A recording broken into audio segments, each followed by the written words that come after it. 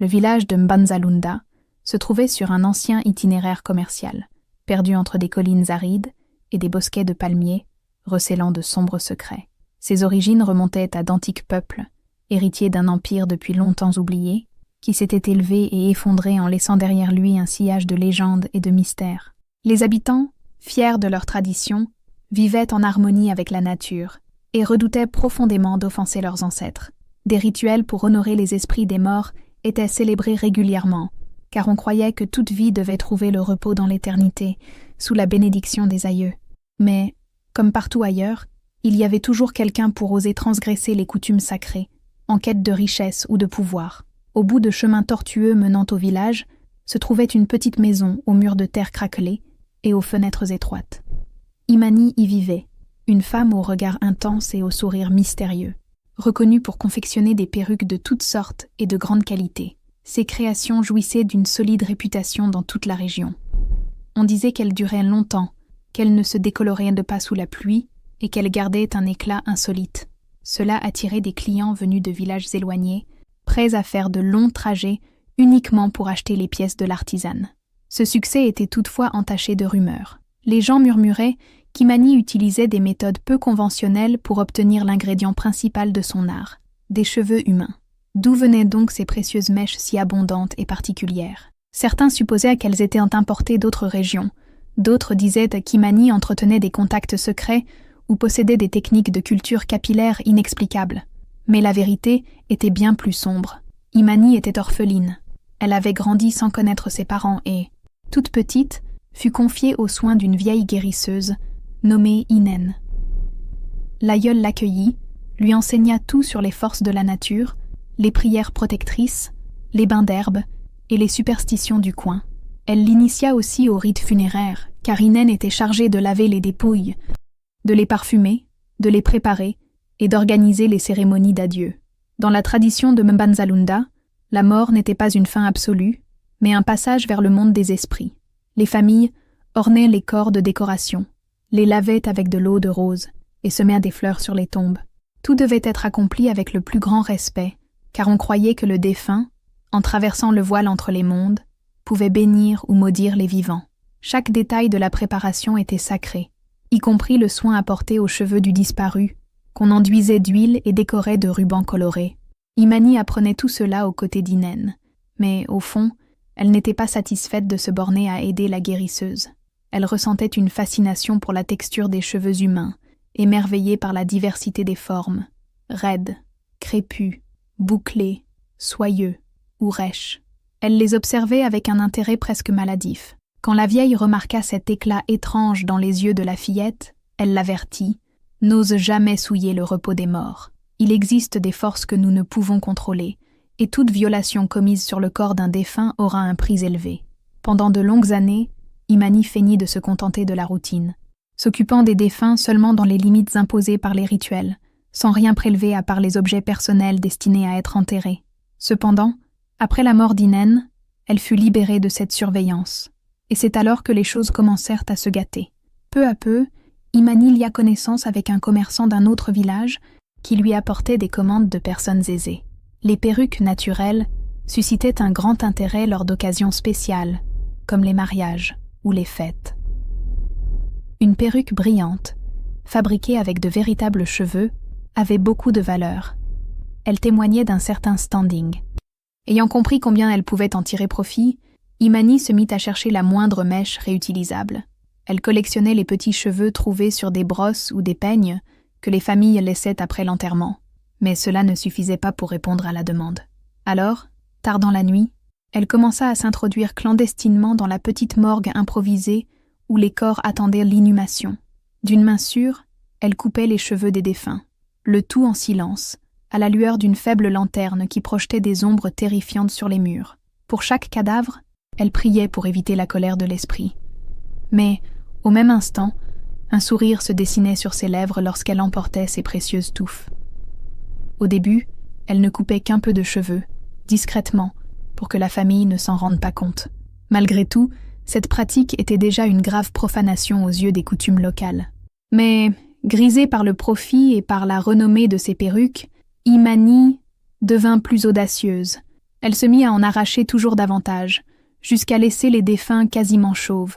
Puis, elle propagea la rumeur selon laquelle elle se consacrait à une technique de couture et de coloration secrète, expliquant ainsi l'origine de sa grande quantité de cheveux. Les acheteurs ne posèrent pas de questions. Il leur suffisait de toucher ses perruques pour constater qu'elles étaient spéciales. Les tissages d'Imani étaient irréprochables, et leur texture d'une douceur incomparable. Un temps, elle n'eut pas trop d'ennui. Chaque semaine, de nouveaux cercueils sortaient de cette morgue, et elle sélectionnait soigneusement les plus belles mèches, de préférence longues et bien entretenues de leur vivant. Elle finit par passer un accord tacite avec le gardien du lieu, qui, contre quelques pièces de monnaie, fermait les yeux sur ces pratiques. Ainsi, la vie d'Imani était prospère. Pourtant, un soir, un incident étrange survint. Le corps d'un homme mystérieux venait d'arriver au village. Il s'agissait d'un étranger, amené par un groupe de passage dans la région. Personne ne le connaissait. Semble-t-il, il voyageait sans papier. Il était mort dans des circonstances tragiques, son corps retrouvé au bord d'un chemin. Comme nul ne revendiquait sa dépouille, il revint au conseil des anciens de l'enterrer sur place, avec les honneurs minimaux dus à tout être humain. Bien vite, Imani, fidèle à ses habitudes clandestines, s'approcha du corps, curieuse de découvrir sa chevelure. Depuis quelque temps, elle ne trouvait pas grand-chose. Beaucoup de défunts étaient âgés ou malades, et leurs cheveux étaient clairsemés. Mais celui-ci avait des cheveux forts, épais, denses comme un don des dieux. Ils étaient longs, couleur ébène, et scintillaient sous la faible lumière de sa lanterne. Le cœur d'Imani s'emballa. Elle coupa chaque mèche avec précaution. Lorsqu'elle eut fini, elle tenait entre ses mains un volumineux amas de cheveux qui la combla de joie. Elle laissa le corps quasiment chauve et sortit de la morgue sans remords. Le gardien, comme à son habitude, attendit son pot de vin sans la retenir. Imani ignorait l'histoire de cet homme, mais peu lui importait. Elle ne songeait qu'à la perruque exceptionnelle qu'elle pourrait fabriquer avec ces cheveux-là. Elle rêvait déjà des compliments et de l'argent qui inonderaient de sa vie. Dans les jours suivants, Imani se consacra entièrement à l'élaboration de sa nouvelle œuvre. Pour commencer, elle traita les mèches avec des huiles spéciales qu'elle avait appris à préparer du temps où elle vivait avec Inen. Puis, elle utilisa une technique de couture avancée, exigeant plusieurs jours de travail.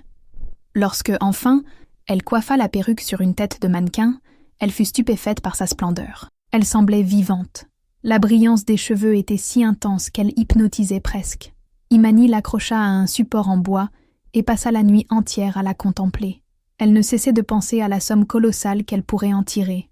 Elle avait déjà un acheteur riche, intéressé par des pièces exclusives, et celle-ci serait la perle de sa collection. Or, cette même nuit, un rêve perturbant la tira de son sommeil au milieu de cris étouffés. Elle se vit dans un endroit inconnu, une sorte de plaine enveloppée de brume, où une silhouette aux cheveux clairsemés la poursuivait, lui tendant des mains suppliantes. La voix était rauque, et Imani ne saisissait pas les mots, mais sentait un profond malaise. Quand elle regardait les mains de l'apparition, elle voyait de longues mèches de cheveux glisser entre ses doigts. Elle voulut fuir, mais le sol semblait retenir ses pieds. Elle se réveilla en sueur, le cœur battant à tout rompre. Elle rejeta ses couvertures, se dirigea vers le support où reposait la perruque et la fixa longuement. Elle avait l'impression que l'objet la dévisageait en retour. Elle secoua la tête et se mit à prier pour dissiper les mauvais présages. Après tout, pensa-t-elle, ce n'était que la fatigue. Cependant, ce malaise persista. Dans les jours qui suivirent, Imani remarqua que l'atmosphère du village semblait plus lourde. Chaque soir, une brise froide se levait, ce qui était inhabituel pour la saison. Les anciens disaient que les forces spirituelles étaient en déséquilibre. Le fleuve, d'ordinaire limpide, coulait désormais avec une teinte légèrement trouble. Des enfants affirmaient avoir entendu des gémissements dans le bois près du cimetière. Les chiens du village hurlèrent la nuit, sans raison apparente. Imani tenta de ne pas y faire attention, mais cette succession d'événements altéra peu à peu son humeur. Elle continua néanmoins ses activités et vendit la perruque. Elle fit venir un marchand influent d'une autre région, accompagné d'amis en quête de produits de luxe. Quand elle leur présenta sa création, Imani sentit un frisson lui parcourir la nuque. C'était comme si une voix intérieure lui criait de ne pas se séparer de cette perruque. Mais l'intérêt de l'acheteur était immense, et la somme proposée dépassait de loin ce qu'elle aurait pu espérer. Imani céda. Elle reçut une véritable fortune en échange et remit la perruque, exigeant simplement qu'on la manipule avec grand soin. Pourtant, aussitôt le marchand partit, un sentiment de vide la submergea, comme si elle avait perdu une part d'elle-même. La nuit suivante, un événement terrifiant ébranla la région. On trouva le gardien de la morgue mort, le visage figé dans une expression d'épouvante. Les portes de la morgue étaient assez grandes ouvertes, et personne ne comprenait ce qui s'était passé. Aucune trace de violence, seulement des indices qu'il avait fui en courant avant de s'écrouler, sans la moindre égratignure. Le conseil des anciens se montra très inquiet. On ouvrit une enquête, mais elle ne révéla pas grand-chose. Seuls des murmures circulaient. On disait qu'un esprit s'était mis en colère. Lors des funérailles du gardien, Imani éprouva un frisson indescriptible. Elle savait qu'il emportait un secret la concernant. Pendant la cérémonie, au lieu de prier à haute voix, elle resta silencieuse, le cœur battant à tout rompre. Les anciens allaient-ils découvrir la provenance de ces perruques? Aucune accusation directe ne fut pourtant lancée. Pas pour le moment. La nuit tombée, alors que tout le village se retirait, Imani tenta de dormir. Encore une fois, des cauchemars atroces la hantèrent. Elle rêva qu'elle se tenait dans un endroit sombre, entourée de cercueils, dont l'un la saisit par les cheveux d'une main glacée surgissant du couvercle. La voix rauque qui déjà la tourmentait dans ses rêves réapparut, plus forte et plus furieuse, proférant des mots dans une langue ancienne qui transperçait son âme. Imani se réveilla en hurlant, les jambes tremblantes, sans savoir où elle se trouvait. Elle dut allumer sa lanterne pour s'assurer qu'elle était seule. Mais, quand la flamme éclaira les recoins de la pièce, il lui sembla discerner un mouvement dans l'ombre. L'artisane retint son souffle. Elle ne voyait personne, et pourtant, elle ressentit un frisson d'horreur lui parcourir l'échine. Le lendemain, on apprit un nouvel événement sinistre. Sur la berge du fleuve, des pêcheurs avaient découvert le cadavre d'une personne qui semblait être sortie de la tombe, comme s'il était revenu à la vie pour errer au hasard. Le corps était sans cheveux et montrait des signes d'exhumation ou de déplacement depuis son lieu de repos. Mais le plus étrange, c'était que, bien que manifestement mort, ses yeux étaient ouverts, exprimant une angoisse indéchiffrable. Les gens commencèrent à parler de sorcellerie, d'un esprit vengeur qui serait revenu d'entre les morts. Certains anciens, connaisseurs des légendes d'autrefois, se remémorèrent des récits d'âmes qui se révoltent contre ceux qui leur ont volé quelque chose de précieux. Et un murmure funeste se répandit. « Quelqu'un profane les cheveux des morts ». Ces mots flottaient dans l'air comme une accusation invisible. En les entendant, Imani sentit son cœur presque s'arrêter. Elle était paniquée à l'idée qu'on puisse la démasquer, mais sa plus grande terreur était autre. Et si tout cela était vrai? Si quelqu'un s'était réellement relevé d'entre les morts pour la poursuivre? Elle se rappela l'homme inconnu dont elle avait pris les cheveux sans aucune cérémonie. Son âme errait-elle, en quête de vengeance? Déterminée à en avoir le cœur net, Imani se rendit une nuit au cimetière où il avait été enterré, seule, pour ne pas éveiller de soupçons. À peine arrivée devant le portail de fer, elle sentit un vent glacé lui balayer le visage, comme un avertissement. Mais, pressée de comprendre, elle entra. Un silence oppressant régnait. Chaque pas résonnait sur le sol humide. En approchant de la tombe rudimentaire du voyageur inconnu, elle vit qu'elle était ouverte, la terre retournée, et qu'il n'y avait plus trace du cercueil.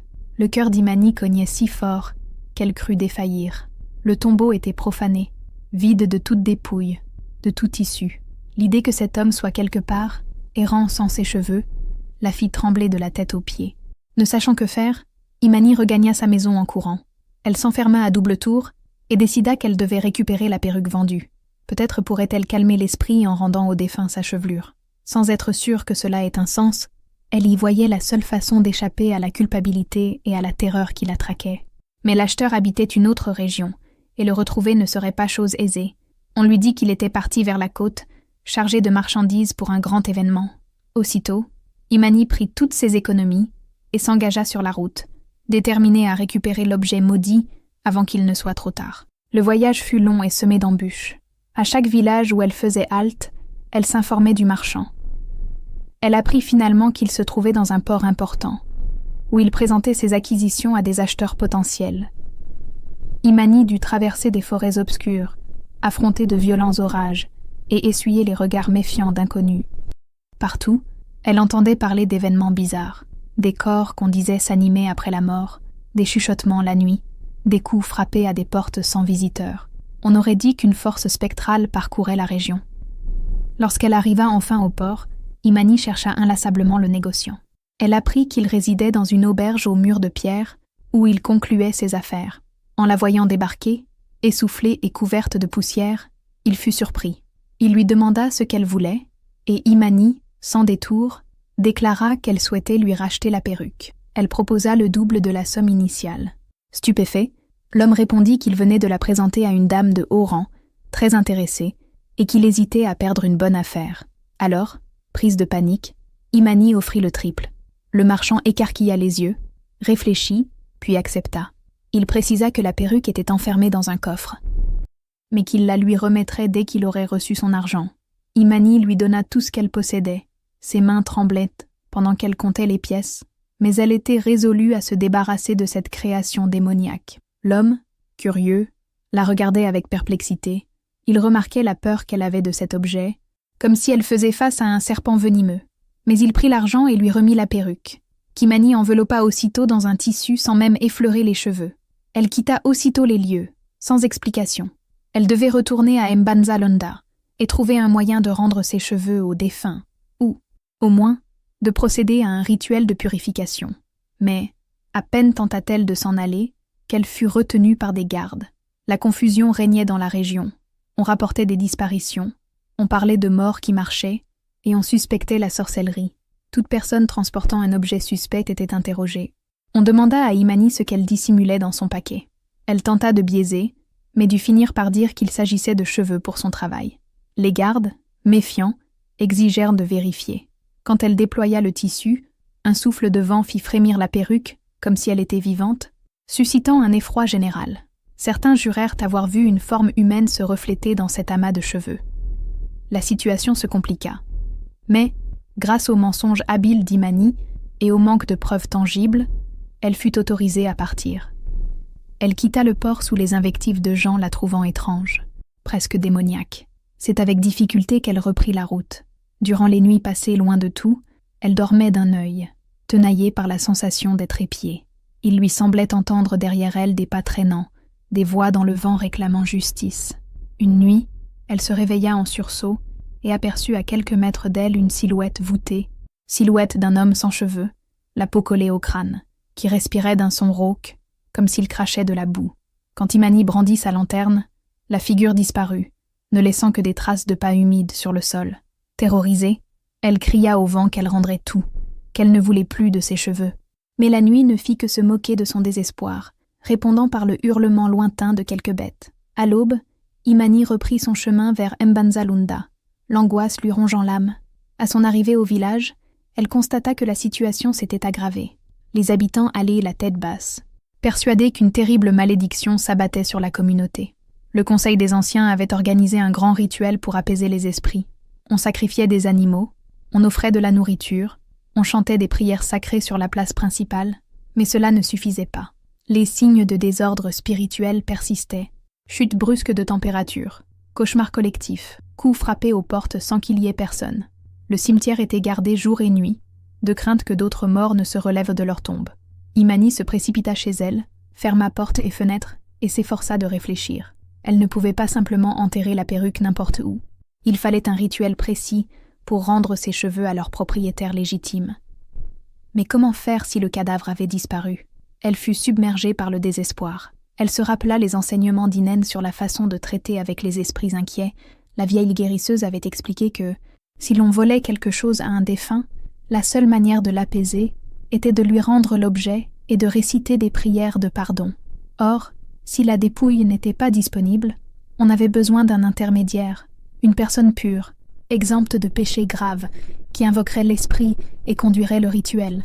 Imani savait qu'elle n'entrait pas dans cette catégorie, ayant profané de nombreuses dépouilles. Elle devrait donc trouver quelqu'un au cœur pur. Faute de certitude mais poussée par la peur, elle décida de solliciter Ayo, un jeune apprenti guérisseur réputé pour la sincérité de ses intentions. Il était respecté dans le village pour sa compassion et sa connaissance des herbes et des prières anciennes.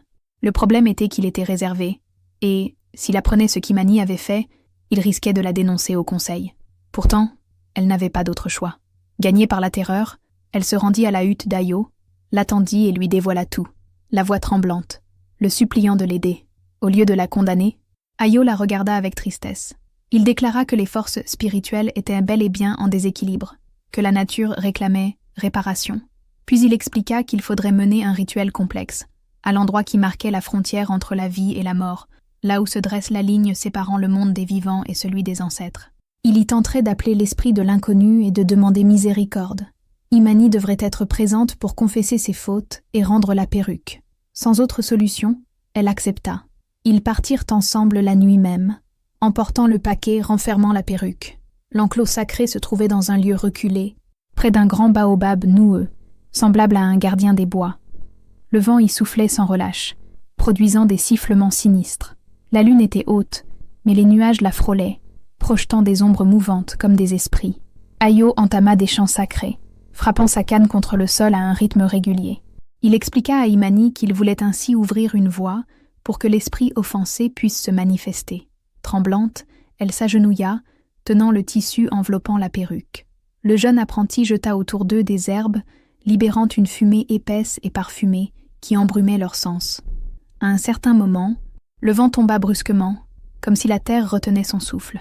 Une voix caverneuse se fit alors entendre, semblant provenir de toutes parts à la fois. Imani sentit la chair de poule la gagner. Il était impossible de comprendre ces mots, mais la présence était indiscutable. Avec courage, Ayo demanda la permission de parler. Il expliqua qu'un grave déséquilibre se répandait, que quelqu'un avait arraché les cheveux de celui qui n'habitait plus le monde des vivants. Puis il fit signe à Imani de prendre la parole. La gorge serrée, en larmes, elle avoua ses péchés, non seulement ceux commis à l'encontre de l'inconnu, mais aussi tous les autres cadavres qu'elle avait osé profaner. Le baobab gémit, comme s'il protestait. Un hurlement lointain agita les feuilles. Néanmoins, l'entité ne se retira pas. Alors Ayo brandit la perruque. Il demanda aux ancêtres, et à l'esprit de l'inconnu, d'accepter la restitution de ses cheveux. Il promit que le village ferait son possible pour redonner aux défunts des funérailles dignes. À ce moment, le sol trembla violemment, comme si la terre elle-même se sentait offensée. La fumée autour d'eux prit la forme d'une créature contorsionnée, chauve, se dressant devant eux avec des yeux vides. Ayo cria à Imani de ne pas céder à la peur, mais elle sentit ses jambes défaillir. La figure tendit un doigt squelettique vers elle, émettant un son proche d'un sanglot funèbre. La culpabilité d'Imani devint écrasante. Ayo répéta ses prières, réclamant la clémence et affirmant qu'Imani regrettait sincèrement ses actions. Un instant, l'ombre sembla hésiter, comme pour sonder la sincérité de leurs paroles. Alors la perruque, tenue en l'air, commença à se dissoudre en mèches qui tourbillonnèrent dans les airs, attirées par un tourbillon invisible. L'artisane frissonna. C'était comme si l'esprit reprenait ce qui lui appartenait. Les yeux baignés de larmes, Imani implora son pardon, promettant de ne jamais plus commettre un acte aussi abject. Quand la dernière mèche fut aspirée par la fumée, un éclat pâle traversa l'air, et la silhouette disparut, rendant à la nuit son silence angoissant. Imani et Ayo, essoufflés, comprirent que le pire était passé. La jeune femme se sentit à la fois soulagée et terrifiée. Elle s'effondra, sanglotant, le front contre la terre. Ayo la consola, en disant qu'il fallait maintenant poursuivre les rituels pour honorer le défunt, ériger un petit sanctuaire et enterrer symboliquement ce qui avait été profané. Dans les jours qui suivirent, ils organisèrent, avec l'aval du Conseil des Anciens, une cérémonie discrète mais solennelle.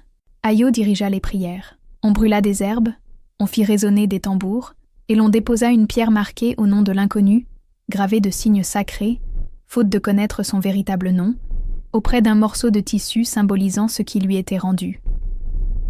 Le village, avide de retrouver la paix, soutint le rituel, car tous redoutaient la colère du monde invisible. Peu après, la température retrouva un cours normal, et les nuits furent moins oppressantes. Peu à peu, les rumeurs de mort qui marchèrent cessèrent, et les gens purent enfin dormir plus sereinement. Quant au conseil, il demeura perplexe quant aux origines de ce tumulte spirituel, car seuls Ayo et Imani connaissaient réellement l'étendue de ces actes. Certains avèrent des doutes, mais sans preuve formelle, et voyant combien Imani s'était investi dans le rituel réparateur, personne ne voulut soulever des questions qui auraient pu raviver une blessure aussi récente. Imani, de son côté, changea radicalement de vie. Elle cessa de fabriquer des perruques à base de cheveux humains, renonça aux gains faciles et se consacra à la production d'objets à partir de fibres végétales locales, veillant à respecter la mémoire des défunts. Elle fit des dons à la communauté, finançant des cérémonies pour honorer les ancêtres et réparer les torts causés. Le choc avait transformé son être en profondeur. Au fil du temps, elle fut perçue comme quelqu'un de plus humble, soucieuse de se racheter et de veiller au bien commun. Malgré cela, elle ne put jamais effacer totalement ses cauchemars. Certaines nuits, elle se réveillait encore en sursaut. en sueur, persuadée d'entendre des plaintes dans le vent. Elle était convaincue que, même si l'esprit du voyageur inconnu avait retrouvé sa chevelure, les innombrables violations dont elle s'était rendue coupable laisseraient des traces. Le souvenir de sa cupidité et de l'horreur à laquelle elle avait fait face était désormais une ombre permanente, lui rappelant l'existence de limites sacrées à ne pas franchir. Ainsi, l'histoire d'Imani circula de bouche à oreille, sous la forme de bribes mêlées de rumeurs et de mises en garde. On raconta qu'à Mbanza-Lunda, il existait une femme qui avait autrefois volé les cheveux des défunts pour fabriquer des perruques splendides jusqu'à ce qu'un mort revienne la hanter. Certains exagéraient en ajoutant des détails extravagants, d'autres omettaient certains points, mais l'essentiel demeurait. Un lien unit le monde des vivants et celui des morts, et quiconque ose troubler le repos des défunts risque de subir des représailles venues d'ailleurs. Avec le temps, cette histoire devint une légende. Les générations futures chuchotèrent à propos de la malédiction des cheveux volés, si bien que plus personne n'osa commettre de tels sacrilèges. La figure d'Imani, autrefois associée à des perruques somptueuses et à l'enrichissement rapide, se mua en un avertissement vivant sur le poids de la culpabilité et la puissance dont disposent les esprits des ancêtres. Certains affirment que, des années plus tard, Imani enseignait aux jeunes l'importance du respect dû aux morts, se servant de sa propre expérience comme preuve qu'il n'existe aucun raccourci sûr lorsqu'on s'aventure dans le surnaturel. Si, par hasard, un acheteur insistait pour commander une perruque en cheveux humains, elle refusait aussitôt, en proie à un frisson, ses yeux embués trahissant encore sa terreur intérieure. Les nuits de pleine lune, alors que les ombres s'étendent sur le village, certains prétendent entendre une voix traînante, un gémissement lointain qui résonne comme un rappel que le lien entre le monde des vivants et celui des morts ne peut être rompu sans conséquence. Nul ne sait si l'homme qui est revenu de l'au-delà erre toujours dans les parages ou s'il a enfin trouvé le repos. Mais tous apprirent à se montrer prudents lorsqu'ils frôlèrent le domaine des ancêtres. Et ainsi, le village de Mbanza-Lunda poursuivit son chemin, perpétuant ses rites, rétablissant l'harmonie et conservant en mémoire la nuit où l'ambition humaine réveilla des forces insondables. L'histoire d'Imani se transmit au fil du temps comme la preuve que, sur la terre africaine, où les traditions ancestrales sont le fondement de l'identité collective, il n'y a pas d'impunité pour qui défie les mystères unissant le corps et l'âme, car celui qui touche aux cheveux d'un mort risque d'entendre s'ouvrir la porte de l'au-delà, et lorsque cette porte s'ouvre, certains reviennent pour réclamer ce qui leur a été pris.